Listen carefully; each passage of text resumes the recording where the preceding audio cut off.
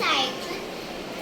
Today I am singing about Indian country song.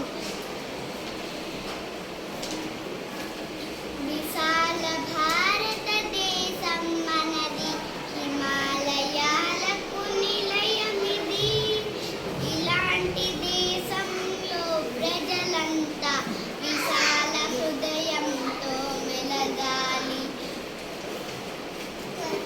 మతాలు వేరైతేనేమి, భాషలు వేరైతేనేమి, భారతీయులం అందరం, భారతదేశం సుందరం.